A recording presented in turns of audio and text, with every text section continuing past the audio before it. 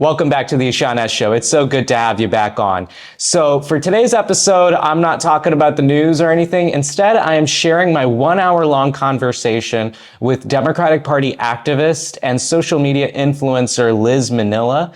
It was a great conversation. We talked about all sorts of things ranging from the headlines to the state of the Democratic Party and navigating this new content creator online political space. It was a wide-ranging conversation. We had to talk about a lot of things, and I'm sure you are going to enjoy it as well. So that's coming up next. Stick around, enjoy the interview, comment below anything you found or found interesting about it or whatever you want us to talk about. And please share this episode and all your other favorite Ishan S. Show episodes with your friends and family.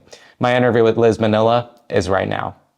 So politics has changed a lot in the last few years. The 2024 election, if it taught us anything, it is that we need to start listening to this online content creator space. We need to start listening to folks who actually know what's going on in the Democratic Party, not just folks at the very top. Like it is that we really, that's where we saw the biggest failures.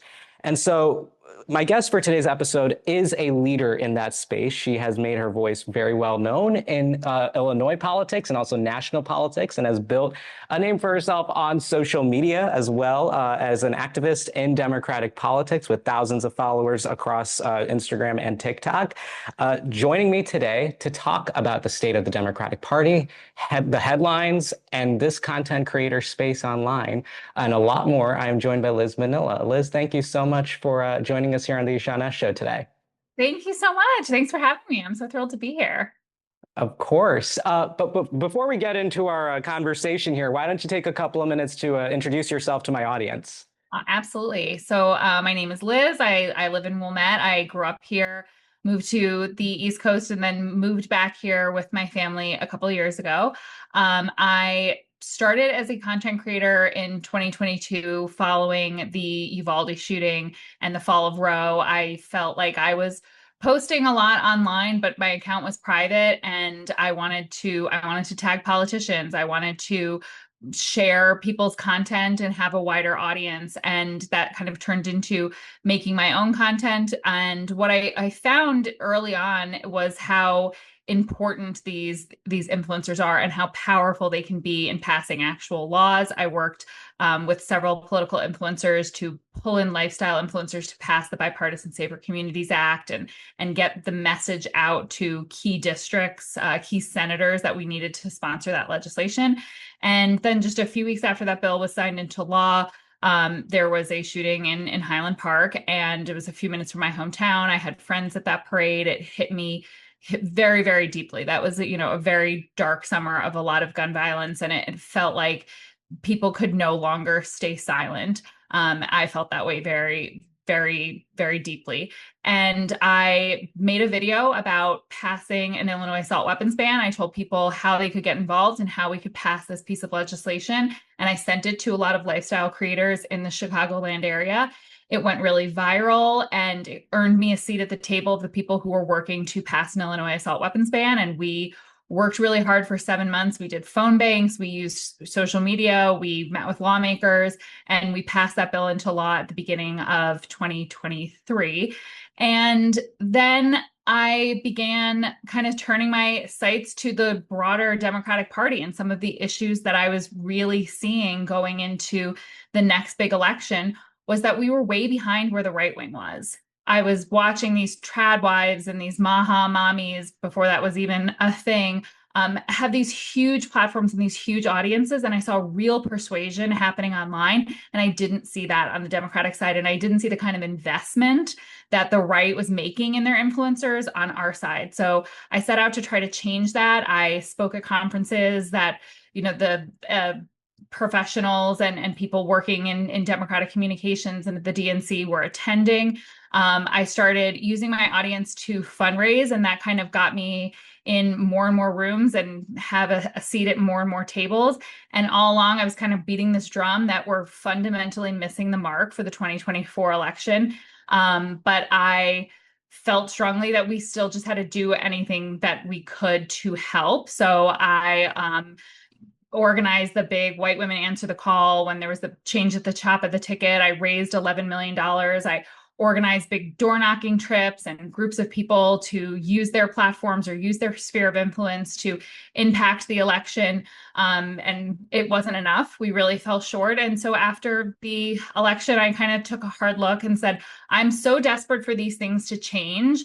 I need to do it myself. I think I'm uniquely equipped with what I've seen in the last couple of years, my background in communications and influencer marketing and activism online, and my connections within the DNC and the people that I had met being a successful fundraiser. I need to put those together, and I need to focus on solving this problem. So I founded an organization called Connect Forward, and our goal is to resource more creators, to train more influencers, and to try to get our side of the ecosystem as strong as the other side, or hopefully stronger. So it's tough, convincing people of a problem and giving them a new solution. I think we're kind of stuck in our ways as a party a little bit right now. But we have to keep trying. Like nothing worthwhile is ever easy. So that's been what I've been up to since the election, and I've been seeing some good incremental progress. So I'm encouraged by that. I totally agree. Thank you so much for that. I mean, you mentioned this whole thing about the Democratic Party and how we really did miss the mark. Like it wasn't even like by a bit. It was a lot. I've been doing this show. I mean, kind of like you, I didn't really start it with this whole big idea of it being big or anything like that. But I tried to get folks to come on the show, and I will tell you, I mean, it's starting to hit the Democratic Party in the head now, but like I remember when I started this 4 years ago, people would not take it seriously. People would say, "What are you doing? What is this whole whatever internet thing you're doing? It's nothing." They would not take me seriously. They would not come on. The tide shift I've seen in the last 6 months is insane. Right? And I think it's folks like you that have been doing that. Like you've been really putting the word out because people would not come on my show, and now they want to. And now they're signing up. I'm getting texts from people every day, like going like, "Can we have come on?" And I'm like, "Okay, now you want to come on?" Yeah, Right? it's wild how long it took to wake up to this, especially because like in pop culture and the way that brands and corporations market, you see the ratings of a show like Joe Rogan and you compare that to a show that is on cable or network TV, and they're just in completely different ballparks. Most Yeah. people are getting their news and entertainment in the new media space. And there is a portion of people who are behind in that, who are maybe still watching TV, maybe still listening to the radio. And I would say that's people probably 55 and older. And I think it's Yeah. just indicative of that's the people that are making the decisions in the Democratic Party, but that's not the people that are voting. Everybody's voting. And I always say 14-year-old boys are going to decide this next election. And I think for so long, we have worried about an older demographic because they're reliable voters. I even remember saying to my friend Rachel, she's a youth organizer with March for Our Lives, and through the 2024 election, she was saying, "We're not focused enough on the youth vote." And I remember the words coming out of my mouth saying, "Yeah, but the youth doesn't vote." Yes, they do. And yes, they Yeah. they did in this election, and they did because somebody asked them to. So I think that for a long time we've thought, well, the only people that vote in primaries are the people who have always voted in primaries. The only people that are going to vote in this presidential election are the people who have always voted. And the right said no. Like, why are we spending so much time trying to convince this middle of the road voter when we can just go get the 30 million Americans who don't vote and rile them up, figure out what the motivating factors are to getting them involved in politics, understanding their psychology and what makes them tick, and then tailoring our message to that. And they were enormously effective. Very much. I mean, I was organizing out in Wisconsin in the Madison area, and I was working with a group whose goal was to organize college voters specifically. But even then, like, and I keep criticizing this point, but I think it is literally what got our side to fail. But even when we were organizing, there were so many times where we would reach a voter in September, but it'd be too late. it'd be way too late. Like they would say that, no, I'm already made up with Trump. And it was like, we saw it particularly with young men, but we were seeing it with young people across the board. Um, when we realized that we kind of screwed up. And so I was doing the work and I was still trying my best to reach as many voters, but in the back of my head, I kind of conceded that we kind of lost this really important and at first untapped Yeah. market of voters. Yeah, absolutely. I think we think about we Democrats spend a lot of time raising money in the early, this time in the election cycle. If we're talking about in a 4-year election cycle, they raise the money and then they think about how we're going to spend the money to get people aware of this candidate and drive this candidate's message. But the right does it very differently. They think about shifting the culture. They think about shifting values and reaching out to people and making them not just get excited about a candidate or a specific election, but really changing the way they think and they approach politics, and they do that year round. And it's very simple to see. That was the goal of Turning Point USA. Charlie Kirk said, we have a goal to move young men 10 points over 10 years. They had a goal, they had a target audience, and they said, we're going to do it over 10 years. We're not going to just work on the Trump campaign in 2023 and 2024. We're going to spend 10 years changing the way this demographic thinks, feels, and the way they perceive and believe reality and truth. And they were successful. And he goes, and we did it in 4 years. Thanks largely, this is when he was on Newsom's podcast, thanks largely in part to you guys, because you didn't put up any defense. You did nothing. And he's absolutely right. And we need to make 10-year goals. And we are already behind if we want to win in 28. But it is not too early to be thinking about changing the culture and the perception of the Democratic brand and what it means to vote for a Democrat. Like, that needs to be happening now, because you're right. Once we get to them on a college campus in September, you're not going to change anyone's mind then. It doesn't get No. with one conversation at the door or one cool conversation with a booth with, fun stickers on a campus. They have been hearing this stuff from trusted messengers online for years, since the time they were 14 years old. And it's everywhere. It's on their gaming streams. It's on their TikTok. It is everywhere. And then it's all of their everyone in their class and their age group is seeing these same messages. So then when they talk to people in real life, it reinforces that. And I also think their parents don't talk enough. Yeah, Turning Point USA, I always love to give this little fun fact. Turning Point USA started around the block from where I live. So it's been a pretty, Yeah. it's been in the conscience of our little community here for, I think, the longest time, longer than anyone else. We knew Charlie Kirk before he was Charlie Kirk. Yeah. But he had goals. Yeah. Did he grow up in Palatine or Arlington Heights? I grew up in Palatine. I think he went to Arlington Heights, high school in Arlington Heights, but he went to Born in Harper Arlington College. Heights. And then he also went, I think he went to like Arlington Heights Public Schools, and then he went to the Christian Heritage Academy over here, Yes. like by me over in Glenview. Mm-hmm. And so whenever he gets like a right-wing religious question, he's like, "Oh, it was my Christian heritage." And it's funny because that school, yes, while the Christian Heritage Academy is like kind of, I would say, I went to Loyola. It is similar to the Jesuits in that it's like Mm-hmm. pretty much as woke as you can be in the Christian religion, that is all about like Catholic social teaching and, we are our brother's keeper. But he always points to that as like the foundation of his Christian beliefs. I mean, the man is such a grifter. He didn't get into the Naval Literally. Academy, and that just caused that we are living this reality because this guy didn't get into the Naval Academy, and he needed to like prove that he could be successful, that, if college wouldn't accept him, then the college system must be broken. And he actually interned for Mark Kirk, who was the congressman, Mm-hmm.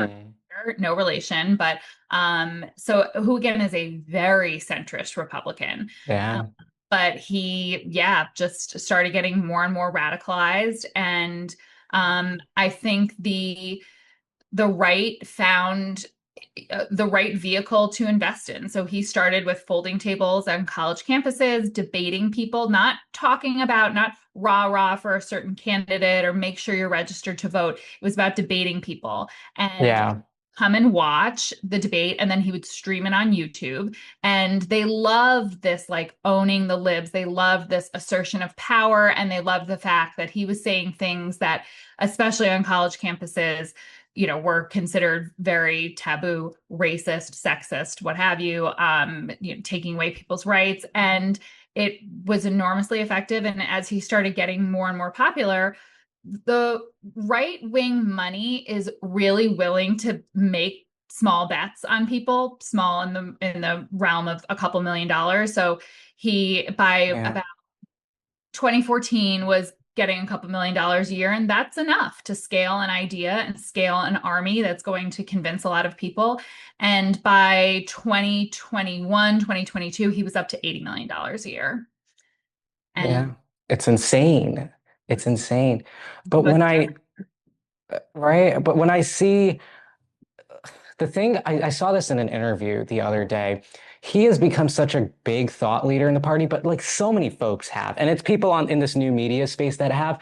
But I saw this person, I can't remember. He was with Tara Palmieri on her show, but they were talking about the same thing, and they were talking about how leadership in the Republican Party, the culture is a very top-down type of thing. They say what happens, and everybody's listening. But on our side, it's very grassroots.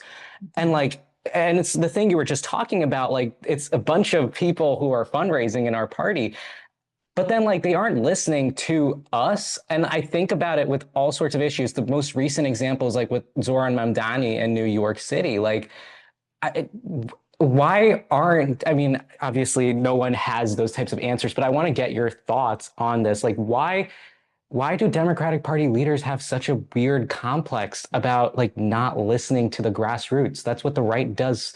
So they did it so well that now they control their grassroots. Like, why does yeah. our party not want to listen to the grassroots? Yeah, it so goes into there's like a real fear about losing control of the message in the Democratic Party.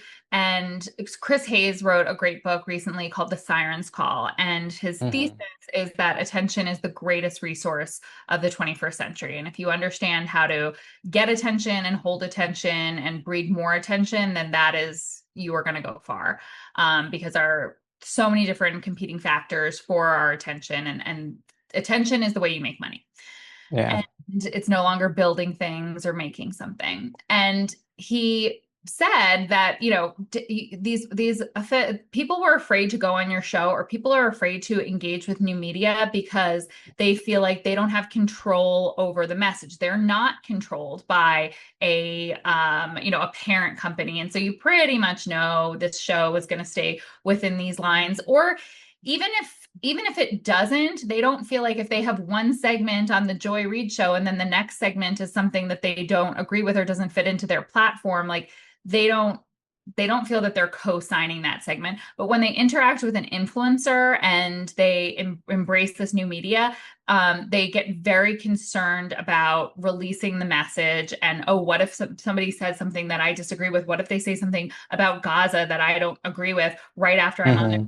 And Chris Hayes literally sat there with all of these candidates and big donors. And he goes, that's going to happen. That's going to happen. You're going to pay these people and they're going to spread 90% of the message you agree with. And then they're going to say things that you don't agree with. And yes, you're paying them, or you're platforming them, or you're going on their show.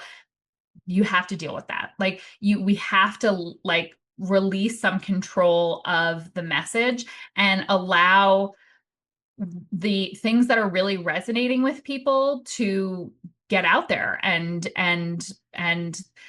reach the audience that is going to respond to that. And I think we had a real reckoning with the Zoran campaign, that people saw that this is somebody who was doing things differently, who really used social media and really used authentic voices. And I think some politicians, some candidates, they want to be the messengers. They don't necessarily want to give up the spotlight or like the focus. That they want to be the star. They want to be the ones that are saying the thing. And it's like that's just kind of simply not the case anymore. You need somebody out there talking about you, talking about your campaign, or even just talking about the values that then would make somebody go to the voting booth and click the D box. Hmm. That person out there talking and messaging to their audience on behalf of you. And that is way more important than what you say. I thought Zoran's campaign, one, focused on a really economic populist message, which resonated with people. He also has, his family has a filmmaking background, and his content and the amount of time that he invested in social media was phenomenal. But the thing that I think most people aren't talking about, I don't know if this was your experience, my entire TikTok algorithm in the 3 weeks leading up to the New York City mayoral campaign, and I don't even live in New York City, was dominated by people stitching his sound from the debate, Hmm. making music With like like they with him spelling out his name right. sound Oh, for like people mhm. dance to that, and just talking about him. And then there was serious content about why his policies resonated with them as a New Yorker, and pushing back on the criticisms that Andrew Cuomo had. And then also just, it was very easy to rip on Cuomo as well. On Yeah. but it was masterful, and it was specific. Melted Solids is the group that did his social media. And Hmm. while it's a small piece of when you look on their website and look at their offerings, but it's on there, is they focus on influencer marketing. They focus on building you a digital army. And that's something that we do at Connect Forward as well with candidates. They have to have a really strong social media presence to begin with. Hmm. We need to be able to have good content that our creators can amplify and also interact with and make their own. But it's kind of like a puzzle that they need to fit together. At being good at new media, they need to go on podcasts, and they need to go into new media spaces. They need to have a really strong social media that they're constantly posting on, and that looks good. It doesn't have to look perfect, but you need to hire somebody who understands how to make content. It can't just be you're filming yourself at a rally. Like, that can be one or two of the videos, but it also has to be, you have to do face to camera, you have to do some trends, you have to be doing some, man on the street stuff. It has to be a mix. And then you need these digital organizers, you need amplifiers. And this is for everybody, whether you're running for president or whether you're running for state rep. You need to have a social strategy, and you need to have an influencer strategy, and you need to have a new media strategy. And you don't need direct mail anymore. Oh Just yeah. take that off your line item. Like, don't send people mail. If you're like, how am I going to do this? How am I going to pay for this? Don't hire a mail consultant, and don't send Yeah. people mail. They throw it in the trash. So true. I was literally having, call it an argument, whatever. I was talking to this one elected official. They might know who they are, but I was talking to this elected official a few weeks ago, literally about this mail thing. Like, I was saying, you do not need to send out mail. This And person's it's not on so social media. expensive. It's so It's expensive. so expensive. Like, I was like, you could do so much with this money. My dad literally just threw out like a mailer this morning. I saw him take it, and he's like, what do I need this for? I follow him on social media. And I'm like, yeah, you do. Like, it's pointless. And it's just such a waste. But I see it all the time. And it's not just the mailers, it is countless things that they do, which is just so unnecessary. Yeah. But Well, how and then do we? also the reason why is because Uh, both mail consultants, they will do a study. That's their study. And they go, right. here is a zip code where we papered it. Here is a zip code within this congressional district that we didn't paper. The zip code with the mail, they turned out more. Okay. I'm sure that in all of the world, like, you could find Yeah. correlation does not equal causation, but because they have data that ties back to the voter file, the candidate believes that. Candidates don't believe anything unless you can prove it with the voter file. And Hmm. I'm just like, they're like, well, I really need proof that hiring this influencer is going to make people in my district go to the voting booth. And I'm like, well, the proof is sitting in the White House that this works. And, So yeah, and also proof that the commercial does. Prove that yeah. anybody's persuaded by a commercial. I have yet to meet people because like I mean I've met some for sure, like I don't know, someone in their 80s, but like those commercials, and they never put them on the right time. They put them like a week before the election, Yep. but like it just makes absolutely no difference. Yeah.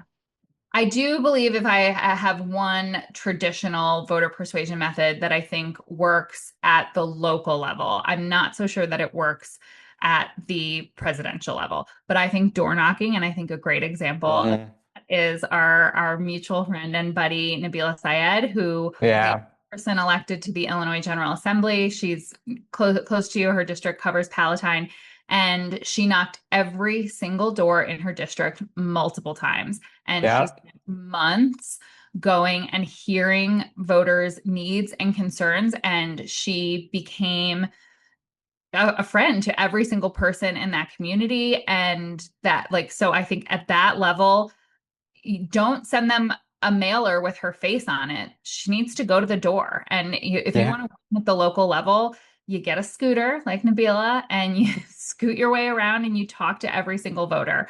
And I think for local elections, people want to see their candidate show up. I think they can also take advantage of a new media strategy because you want to be everywhere. But I Hmm. think as we get into federal races, statewide races, you can't knock every door. So, but you Yeah, get on the screen and into the algorithm of the majority of eligible voters in your district. that's so true. And so, folks who know me, who watch the show, may know like I know Nabila. I've known her for many years, and like I will go with her to parades and stuff. Oh my goodness. Every time we're in these parades, people are screaming, going crazy because they love Nabila. They all know Nabila. They know her face. They come up, they want to take pictures with her. Anywhere you go, anytime you say, "Oh yeah, I work for Nabila," or like, "Oh, I know Nabila this, that." Everyone's like, "Oh yeah, we know who she is. We love her." And it's even she tells me all the time, like there are Trump voters who are obsessed with her. Yeah. There are times where I knocked on doors for her for some time too. And there was this one time they sent me to a neighborhood where there was this tiny house in the middle with this pride flag, and then like five mansions around it with Trump flags everywhere. But every door was on my list, and they all voted for Nabila.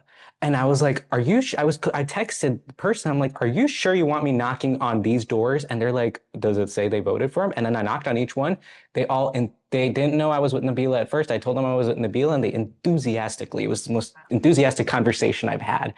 Yeah. And it works. And Yeah. they always said it's because she came to my door a few weeks ago. I want her to come back. I want to talk to her a little bit more. Yes. It's amazing. It works so well. Yep. And I wish more She's folks knew going to be that. our senator one day. I bet she's going to be a senator from Illinois one day. I bet. I get that feeling too. When I she really, retires. oh yeah, I think she's got a very bright future ahead of her. And she has an Uh, amazing social media presence. I mean, I think mhm. this is why we've seen so many young candidates be really successful at this because it's ingrained in us. We've been using these platforms for our whole lives.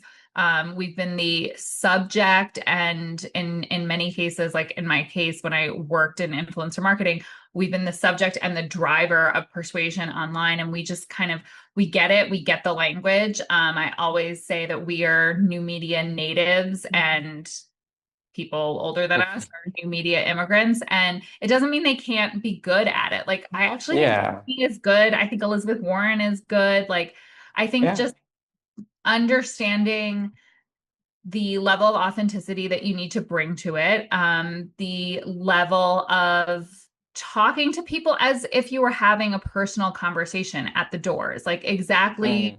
way you would have a conversation standing with a voter that you were trying to convince, asking for their vote, listening to them and responding authentically with the understanding of what is driving this person to think and vote the way they do. And I think that really good politicians show up online using that, and then some others it's a little harder. It's still kind of like a scripted situation, and they're nervous and thinking about every word. And I also tell people that like we are kind of in this age where there is so much content out there, and the more you put out there, the less every word will be parsed over. Like Yeah. think of like Jasmine Crockett, like but No. I think when we look at Kamala, and she like was very specific and intentional, every word, every speech, everything. And I think that sometimes left people not feeling like they could connect with her because she was so careful. She had to run such a quick campaign in just 100 days. And I think her entire life, Colin Allred talks about this too, as a person of color, probably over, 40 or 50 years old, you were taught your entire life, no mistakes. No mistakes. Don't like, you can't give an inch. You can't take a slightly nuanced, Yeah. view on something when you're trying to explain both sides, because they'll only clip the one side. So kind of try to remain neutral, remain professional. And I think that that is going to really start to hurt. I mean, I totally understand the political climate and just the social and racial climate that is such a reality in this country, and the way that was kind of ingrained in them as candidates and people. But I think Hmm. candidates who are just showing up more authentically are going to be more successful, because it's all of this medium is all about trust, and people Yeah. like they can make a connection with the person that they're choosing to spend their time with, and that they can trust them, and that they feel aligned with them. I I do agree with that. And maybe, I don't know, for you mentioned like Colin Allred and Harris's experience. Like I still think it's still present even as a young person of color myself. I accidentally went viral on MAGA Instagram last month. I spoke at a No Kings rally, and a lot of viewers know about this, but like I went viral. I said something about the military parade, and I went viral on MAGA Instagram, and it was at first I thought it was what you were saying, like it's something that older folks face, that you cannot make mistakes. Honestly, I think when I look back at that clip, it was a great speech. I won't lie, but the wording I might have used was maybe just slightly off. But like there were folks who were older, Yeah. whiter folks who were saying the same thing. But as a younger person of color, I said that, and my comments blew up with the disgusting vitriol and racism that was in there. And I and I'm not even kidding you, because the show, I was still doing the normal Wednesday, Saturday episodes. When I saw that level of hate, Yeah. I debated just quitting. Like I was like, holy crap, like if this is like, at that point I thought, yes, I want to maybe scale this a little bit, but when I saw that, I said, maybe I need to quit. Like I don't want to do this. And it was a traumatizing experience. I mean, I stuck with it at the end, and I'm very happy I did, but it's that type of disgusting hate Yeah. that I think they were afraid of, and like I think rightfully so. And like I mean that, and I kind of want to ask you about this, because we talk often about the politicians, but like even on the other side, as a creator, those challenges of trying to break through, what would you say? Like, I mean, you've definitely found success in that. When, I'm starting out here. Like, what would you say even to me? Like, what is some advice you have when you're Yeah. trying to break out in a space like this? So I've actually learned a ton from our micro influencer training. So one of the goals of Connect Forward, we want to run campaigns and resource creators to talk about their values or specific policies or specific candidates or campaigns online. But we also do these micro influencer trainings because I believe we just need more people online talking. And I also think Hmm. kind of talk about like that backlash and things. we need to give them more targets. Like, yes, they are, that is going to happen. And you're absolutely right that there are two sets of rules and that they just have a lot of hate in their heart and they jump on people. But like that just means we need to make our army bigger. So we need Yeah.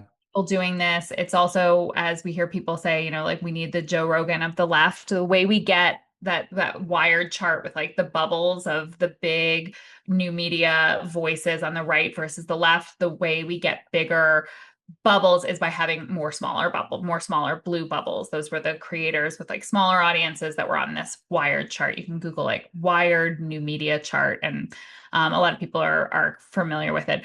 But so Hmm. need a lot more people, and that is one of our goals. So we started doing these micro influencer trainings once a month, and we bring in experts and people who have grown their platform and can talk about. We had one person talk about how to deal with hate and backlash that you get online, and her advice was that it's parasocial. You have to remember that this is not like real hate. This is not like a friend or a coworker or even someone whose car you bumped in the parking lot hating you. You have to tell your brain it's a different thing. It's parasocial. The person isn't really connecting with you.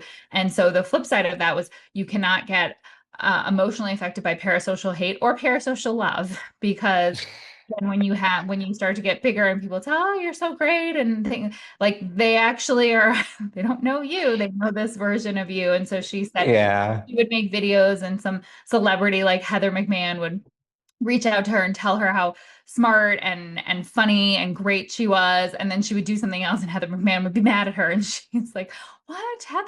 And I totally understand that, you kind of have to have like this really, you have to have an armor about yourself, and Hmm. this is part of a larger strategy. We're fundamentally reshaping the way the electorate receives information and processes that information and makes up their mind about how they're going to vote and impact the future of our country and our government. Like that's big, and you have to just kind of keep that goal always at the forefront of your mind, and know that yeah, there's going to be backlash, and there's going to be people that even in your personal life that might not get it, but that you're at the start of something really big and important. There is going to be no more cable news. There's going to be not a lot of big print media.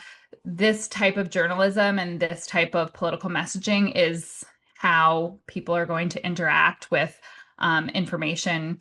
It's already happening, and 10 years from now, this is going to be the mainstream. So you just kind of tell yourself like, I'm at the beginning of like a really exciting revolution. It's where eyeballs are going, and it's the way that people are finally connecting with receiving this type of information.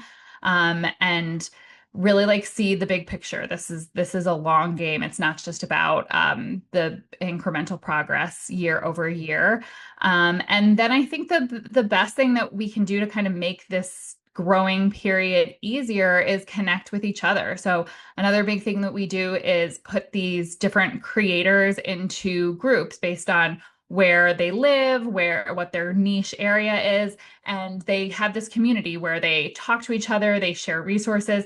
This is what Turning Point does. Like they have these huge conferences for them, and they allow them, things are easier and goals are easier to achieve when you're doing it as a team. And finding your community and finding people who are going through the same things that you are going, dealing with the same ups and downs and issues, and also can tell you, here's what I did that was really helpful. Here's how I scaled this, or here was somebody who was an amazing resource and helped me get to the next level, or connected me with guests or studios, or a bigger audience, and just kind of having that creator community, I think is really important, because there is no playbook for this.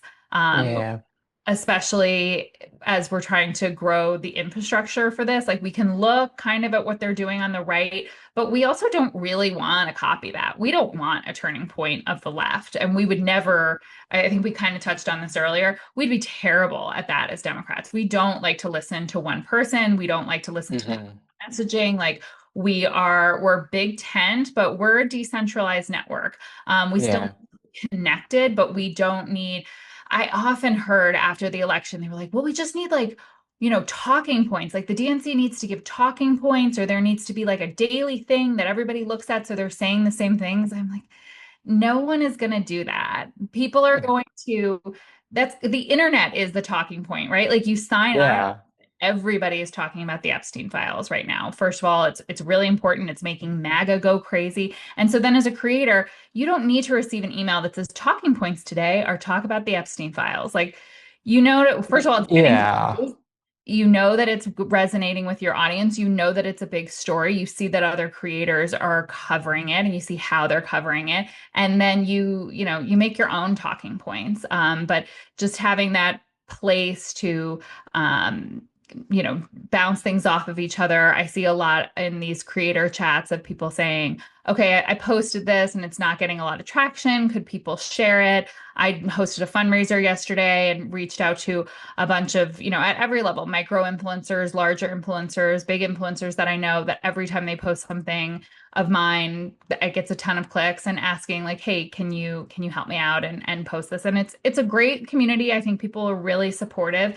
And I think that that's the last like piece of advice that as you're in this creator community, we need to make sure we're not in a scarcity mindset. We're not competing for each other's audiences or donors or space or number of followers. Like more is more. A rising tide lifts all boats. The more people that are doing this and are growing their audience, the more space there is for you to Mhm. find your niche. So every person that I follow online, there are no two people that I could say like they're kind of doing the same thing. They're making the same content. They kind of say the same thing. Like everybody kind of comes at it from a different perspective. And that's what I think is why this medium is so powerful, because it allows us to message to people in little silos. I see this on the influencer marketing side of things. I worked for a hotel and we did influencer marketing, and we would say we want to get more women in New York City ages 25 to 28 to come to our hotel in Bermuda. So we would go Mhm. influencer ages 25 to 28 who lived in New York City and give her a free trip to Bermuda, and so she can show her audience like how easy it is Yeah. and how, fun it is. And it's incredible because you're like, wow, this person is messaging directly to me. She even lives near where I live in the city, and she's showing me what train line to take. And then I have the same luggage as her. She's showing me what to bring, what can fit in that. Like, influencers are incredible at marketing specifically to an audience that's very much like them. And so we can have these really Mhm. tailored messages.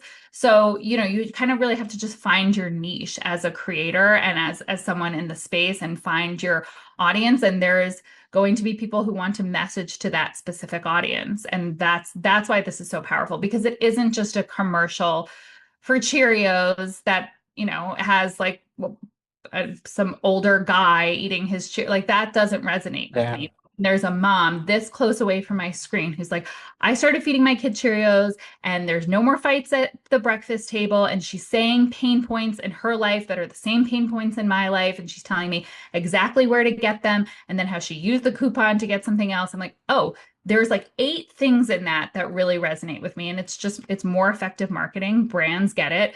These big brands, they dedicate 80% of their marketing budget to influencer marketing. They don't do commercials anymore. They don't do billboards anymore.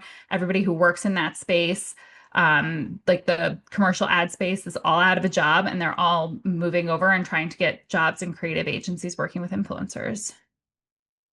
I mean, that's great stuff. I mean, I was taking down notes because like I mean, I'm just trying to figure this stuff out myself. And like I've been talking to more influencers. Like it's been really nice, especially after the accidental viral thing. Like I've been connected with a lot of folks, and I'm hearing that like this is you better get on the boat now, otherwise it's going to go off without you. And that's what I'm beginning to realize.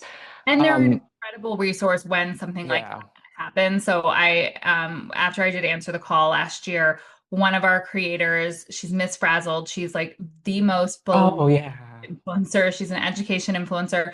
I I always love her. He signed on our dress rehearsal. So there were like professional athletes, movie stars, senators, like every big Pink was on there. Like, okay, all these Oh. big celebrities are on the call and we're sitting there and I'm like trying to teach them all how to use their Zoom mics. Okay, what is my life right now? And Ms. Frazzle signs on and everyone was like, oh, she's like they love her. She's the most beloved influencer. And she did this. So her skits, if you watch her, she does these like gentle parenting skits Yeah. with Trump. She's like, okay, looks like you need a pre-K pause, you know. And Love her. so she did her segment. I like set it up for her. I think I said like, can you gentle parent us through this election or something like this? So she talked a little bit and then she did her little like gentle parenting voice about the goal was white women, how we are going to show up in this election, how we're going to lift up women of color, how we're going to support a woman of color candidate, and how we're going to talk to our friends and family about racism, look at our own racism, not centering ourselves. All it was kind of, like a little workshop. The theme was white ladies, you are the problem, but you could also be the solution. Like, here's how to be the solution. And so she did this kind of, racism class in the style of gentle parenting. It was funny. It resonated with people. Our whole audience loved it. We got the best feedback off of it.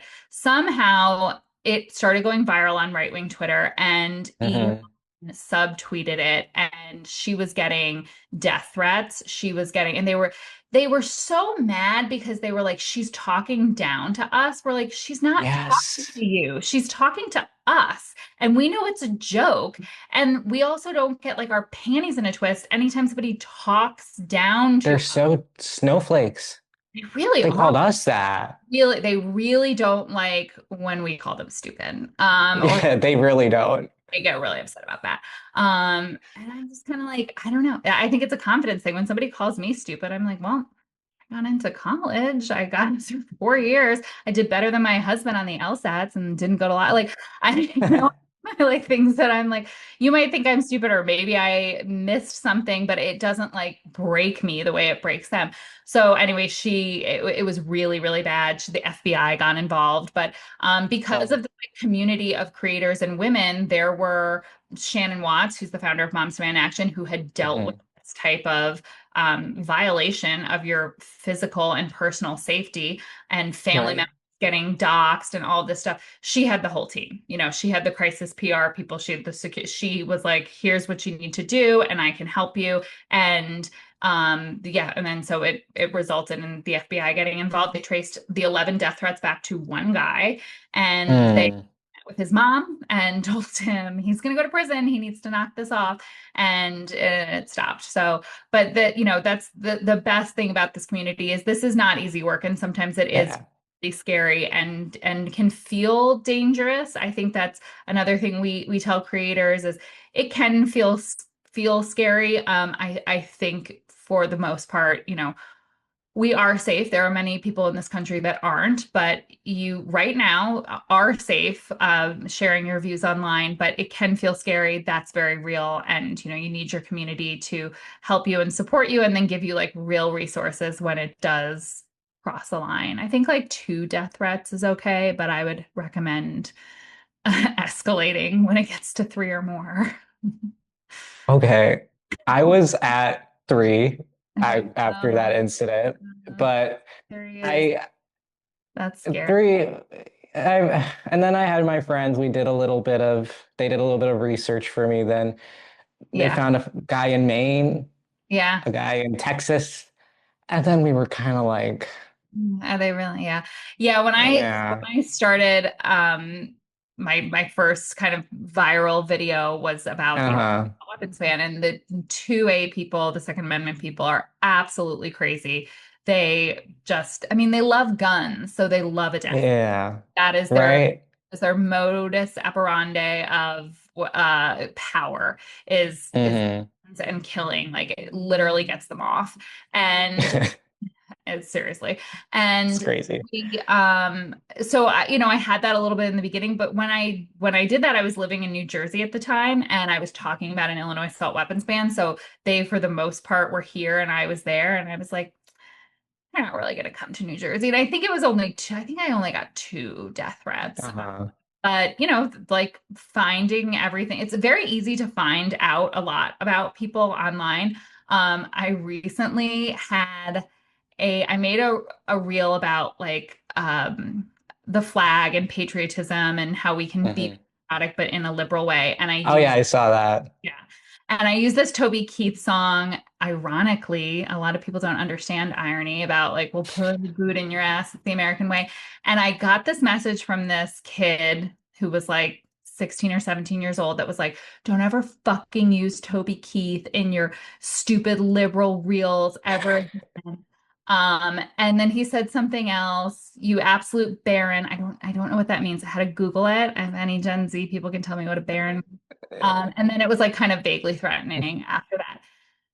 He click on his profile, his name, school, picture is all there, public. Hmm. Wrote back, are you actually threatening me with your full name and school in your profile? And then so I very quickly found him, very quickly found his mom, who's a teacher and an educator, and recently wrote an op-ed about the need for mental health services in our high schools in Texas. I'm like, are these Uh-huh. Democrats? Or they seem super Christian, but at least she's embracing that side of our platform. Wrote his Yeah. message, wrote him a message, and they apologized profusely. And I'm Good like, for you. but I think that like parents need to realize that this is, if you have a teenage boy between the ages of 14 and 18, you need to be on that kid like a hawk. What is their media diet? What are they absorbing? I think, when I look at my husband, my brother-in-law, they grew up on South Park and like that and at the time my mom's like, oh, it's teaching them swearing and whatever. Yeah, but it has a very liberal undertone. And Yeah. media that they are consuming now, I don't even think parents really know. I don't think they know the content and the things that they watch day in and day out. And even if you feel like you can't have a conversation with your kid or you can't convince them, you need to ask them what podcasts they're listening to and listen to the same ones. Like you need to deeply understand the media diet that's being fed to your kid and then figure out what the guardrails and the input that you're going to have to kind of counter program. I would maybe expand that bracket from 14 to maybe like 22, maybe Yeah. ish. I went like, I mean, because I've been going to school with these folks for however long. Like I see them, I interact with them every day. And like, yeah, you're right. Parents, you need to be a hawk about this stuff. Like they need, I don't like really they, know what they're doing on their phone because like their parents, probably Gen X, like they don't yeah. do that much on their phone. They still listen to the radio and they still watch TV. So they like text on their phone. I think they know that there's YouTube and stuff on their phone. And obviously Mhm. maybe they go on social media, but I don't really think they understand how much input their kid is receiving from their phone because they're just being like, well, I use my phone for these couple of things and then I Yeah. then I consume media through other ways, but it is not, and I don't think that they're like intimately aware. I mean, I'm sure your algorithm as a young man is wild. It's so it's that and then I'm on the left. So I am overwhelmed with the really crazy right-wing stuff and then the left-wing stuff that I get. Not as much on that side as we have discussed so far, but like the right-wing stuff, they still come after me. They still send this stuff. And I'm still pretty judicious about it. Like I still try to curate my algorithm, but like my brother, he's younger and the Charlie Kirk stuff and starting Charlie Kirk. God, I don't even want to say their names on my show, but like all of these folks, like I'm starting to see them come on as TikTok, and I'm like, you better not be thinking this stuff. He thinks the right way, so we're good. But I'm seeing it, and it's infiltrating into their algorithms. It's getting in there, and it's crazy. It is crazy how much they bombard you with this sort of thing. Oh my It's gosh, yeah. It's so wild, and it's also something that I think that most people, probably even people in their 30s and older, don't understand is when you are seeing the same messaging over and over and over again from different people and quote unquote different sources, and your friends are saying the same thing, it's so easy for that to become your reality. Over the winter, I was um like had the flu in like late December when there was a lot of talk about those drones. In my defense, it was on the news Yeah. Okay. everywhere. Yeah. Um, so like when I would talk about it, rational people who weren't spending, I was so because I had the flu, I was trying not to give it to my kids, and I was just in my room for like 18 hours a day, and I was just on Hmm. TikTok. Because you like feel like shit, you're not gonna like read a book or like even consuming Instagram content was like too high level for me. And so you're just like sludge on TikTok. And Hmm. my husband would come and then like bring me food or whatever. And I'd be like, I think the drones are aliens. And he's like, what are you talking about? I'm like, I know how this sounds. I understand how I sound. I know that is crazy, but like I've been watching some stuff on TikTok and like on the news they're talking about the drones and politicians are saying they don't know where it's from, and then there's like some weird right-wing politicians saying they, and I was like I kind of think the alien theory is there. And then I got better and I got out of my room and I put down my phone and I was like, no, the drones aren't aliens. But like it's, and I know like I do this for a living. I study persuasion online, and I'm Hmm. totally in my like, fever dream flu state of 18-hour TikTok diet, like fully convinced. So it's so easy to see how after the course of a couple of months or a couple of years, an algorithm can completely be counterproductive to everything a person was raised with, and the things that their parents or family members are saying. It only takes, a couple of videos or even a couple of weeks, months of somebody to be hearing the same message over and over again, and for it to be playing on something that's a real fear. And that's really what they do, is these fear fueled narratives of, as you're a young person, what does my success look like? Am I going to get into college? Am I going to get a good job? And am I going to be able to provide? Am I going to be able to find a partner? I think that these are, like, as we said, like, this all happened because Charlie Kirk didn't get into the Naval Academy. Like, that's a very, very real thing of feeling like fearful about your own success and how your life is going to go. And if somebody can come in and tell you the reason you feel that way and the reason you might not be successful is because of immigrants and trans people and the woke radical left, and the way Yeah. to really find success is to be as, mean and misogynistic and toxically male as you possibly can be. It's like they give you a problem, they give you a very clear path of what to do to fix it, and like that's persuasion 101. Exactly. Exactly. I mean, it's just, it all runs through your head, and then I'm like, oh my goodness, it's so true. Well, Liz, we are almost unfortunately out of time. Thank you so much for joining us today. But before I do let you go, do you have any parting thoughts that you'd like to share with my audience? Any advice? Any Yeah, pointers on stuff? Yeah. I think that right now, if you are a young person and you want to make a difference and you want to help this country and you want to kind of change the future, get on your phone. You know how to do it. You know how to talk to your phone. I actually think for all the big influencers that I talk to, every single one of them says, I'm an introvert. But the great thing about new media is that you can be super outgoing with your phone, and it's like an easier medium. So you can be a shy person, you can have no background in politics, talk about your values, talk about your feelings, learn from community, find your audience, find your niche. We need your voice. We need, and particularly young men. Like, the thing is, the algorithm is going to, it just runs out. The reason why you get your good trained algorithm and then you start getting Charlie Kirk stuff, because it has run out of left wing Yeah. young man content to show you. And it's like, well, we got to keep them on here, so try some of this.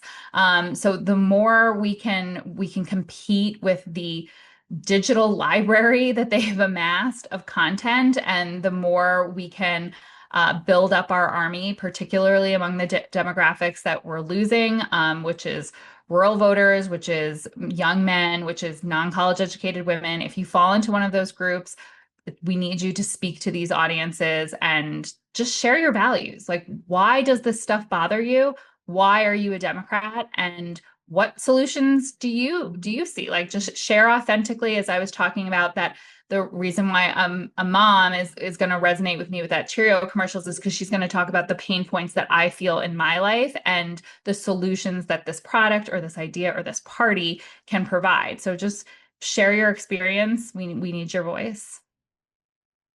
Liz Minnella, thank you so much for joining us today. I hope to have you back on very soon. I feel like we're going to have a lot to talk about because this thing changes every day. So I hope to have you back on very soon.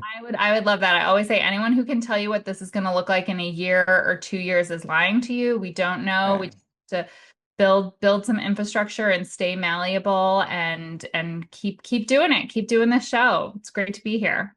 Absolutely. Thank you so much. Thanks so much to Liz Minnella for joining me this week for our episode. It was, again, a great conversation, and I appreciate her taking out the time to talk with me about all of this stuff. If you liked my commentary, then why don't you go ahead and subscribe to my Substack? It's a great way to stay in touch with the show. I like to send out the full interviews and breaking news posts straight to your inbox. It's a great way to stay in touch with the show. Another great way to stay in touch with the show is by following it on Instagram, where you can find us at the Ishan S Show. I like to post clips from episodes, as well as breaking news posts as well on Instagram. And you can follow me on Instagram and TikTok at Real Ishan Shrivastava. And you can find me on Blue Sky at ishanshrivastava.bluesky.social. All right. Thank you so much to Liz Minnella for joining us this week. If you liked my commentary, please continue to stay with us here at the Ishan S Show. Keep yourself informed in this ever-changing world of American politics, and I'll see you in the next one.